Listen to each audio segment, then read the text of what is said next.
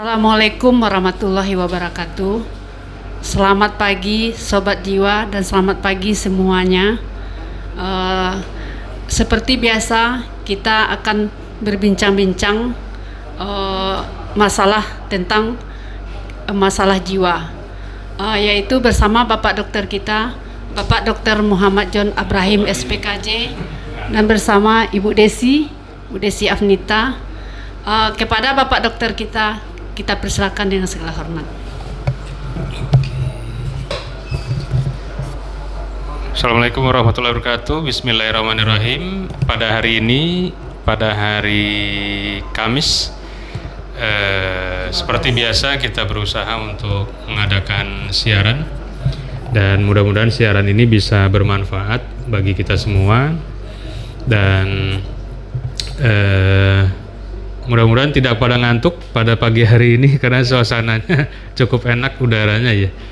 Untuk tidur enak sekali, ngantuk sekali kayaknya pagi ini ya. Oke, kita mulai aja Bu Desi, Bu Nel ya. Oke. Kemarin judulnya apa Pak? Dengan judul habit dan karakter. Ya. Kepada Bu Desi kita persilakan. Atau memang ada judul yang lain Pak? Membahas tentang apa? Itu. Iya. Habitat nak. Kepada Bu Desi kita persilakan kalau ada pertanyaan kepada Bapak Dokter kita. Terima kasih Bu Nel atas waktunya. Dr. John, yang ingin Desi tanyakan, kebiasaan manusia itu sangat rumit dan berbeda-beda. Mungkin ingin Desi tanyakan itu, bagaimana persepsi kita menanggapi kerumitan yang setiap perbedaan itu. Kadang kita melayani pasien berbagai karakter yang berbeda-beda, kadang bikin kita kesel dan juga merasa tidak nyaman juga. Bagaimana kita rasanya harus nyaman melayani? Terima kasih.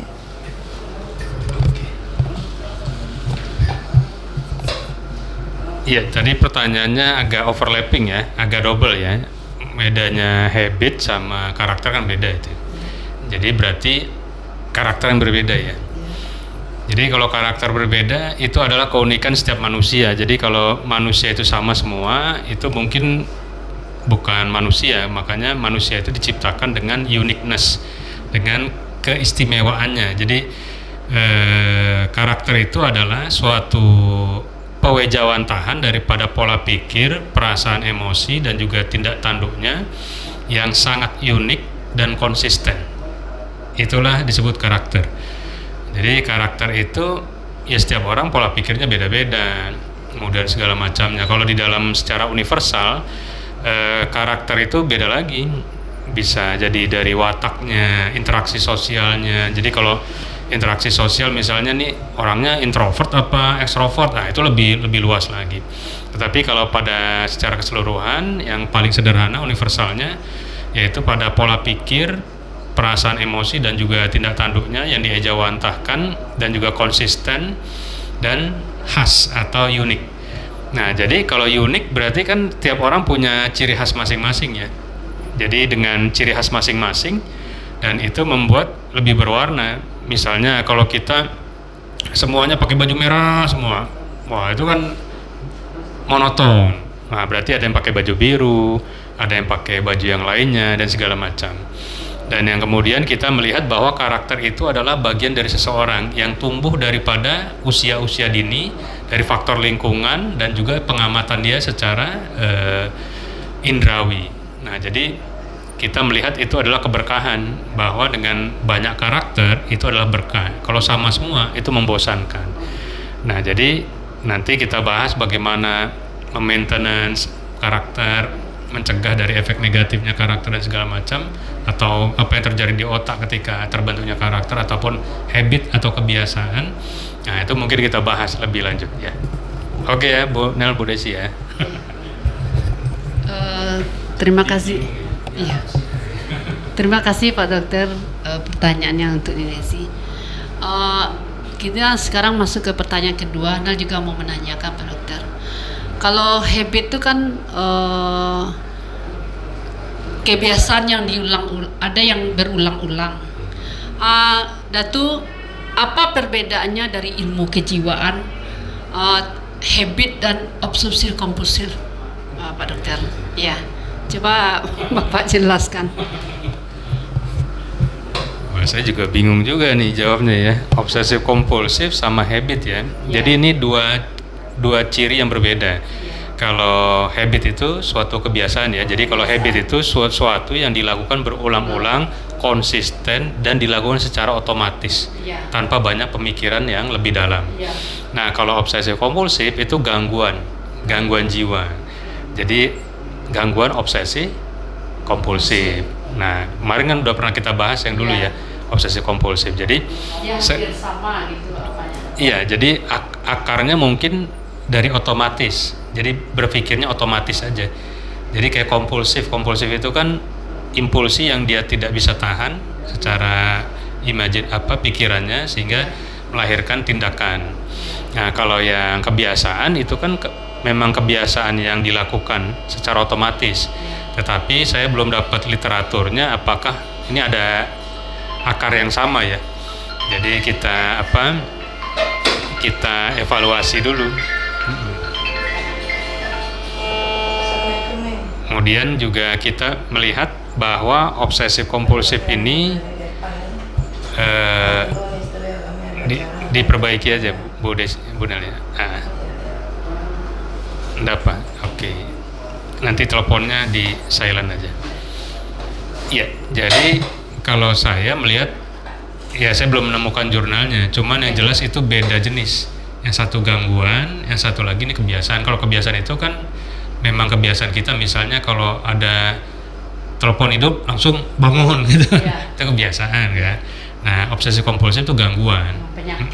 Iya, kalau kebiasaan itu kan biasa aja. Oke, menarik. Terima kasih Pak Dokter atas ringkasan jawabannya. Ini Desi masih ada pertanyaan yang kedua. Buka sedikit 3 sampai 5 ya. Iya. Baik.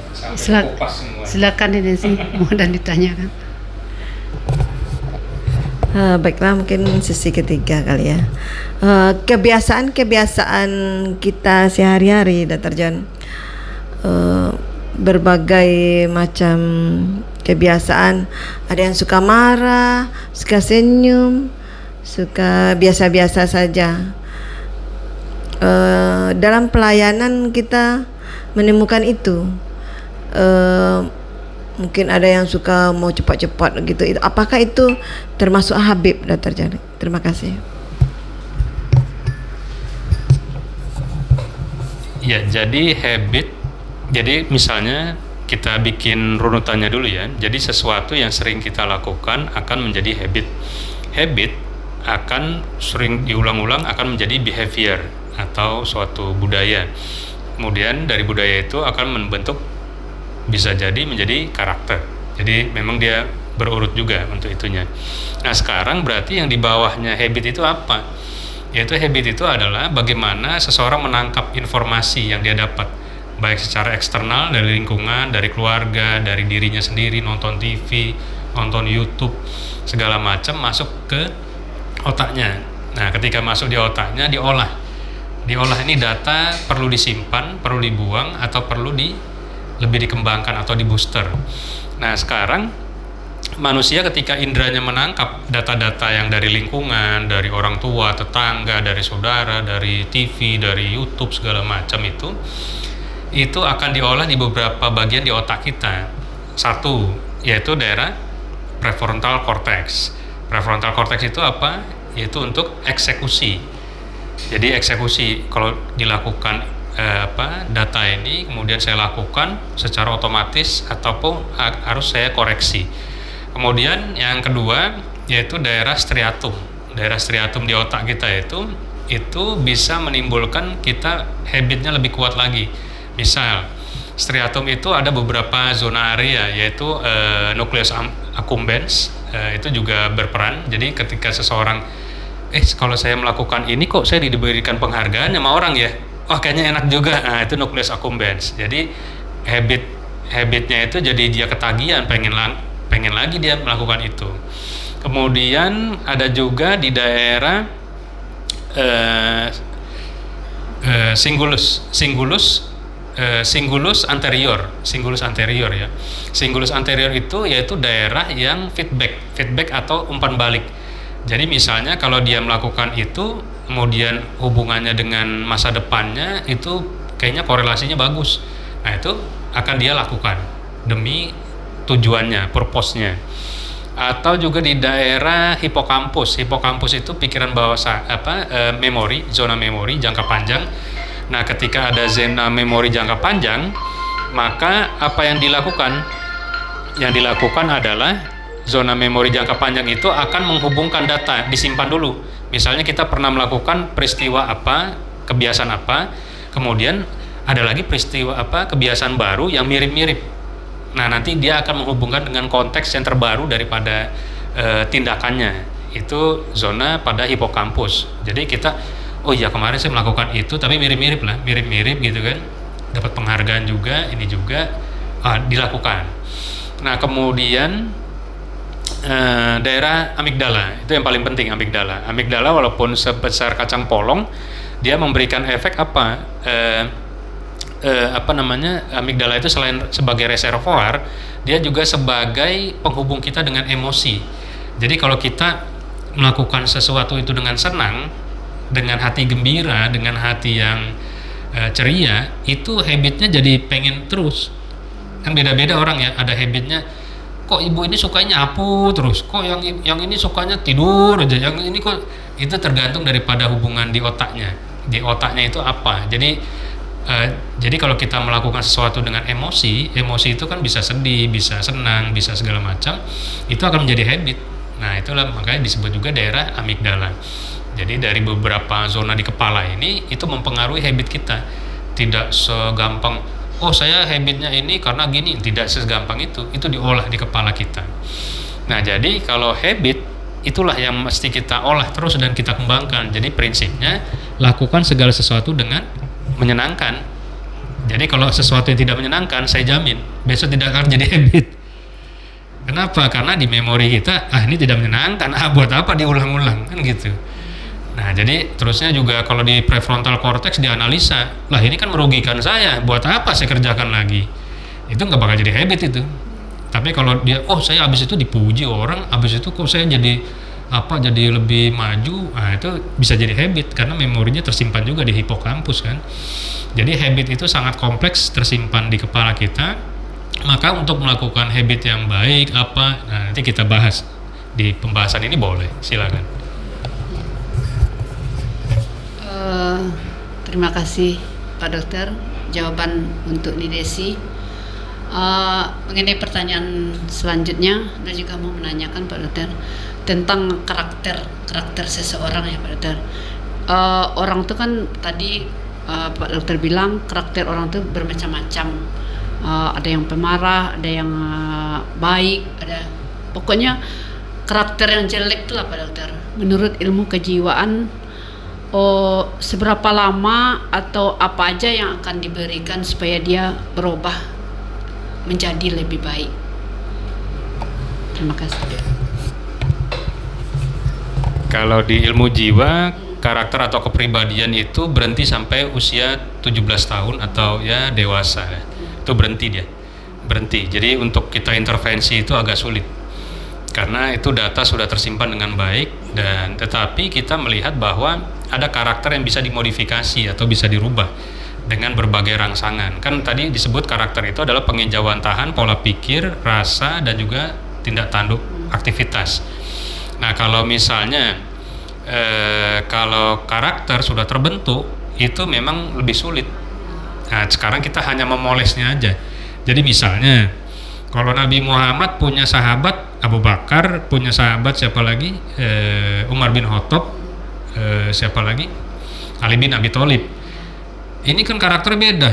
Yang satu nih paibo hati gitu kan, yang satu lagi cerdik pandai, yang satu lagi keras, main tebas aja gitu kan. Tapi nggak dirubah. oh ini dimanfaatkan untuk tenaga, misalnya kalau si Umar nih panglima perang sekalian, kalau yang ini yang megang ilmu agama, yang ini yang mengurus misalnya zakat, kan beda-beda itu kan.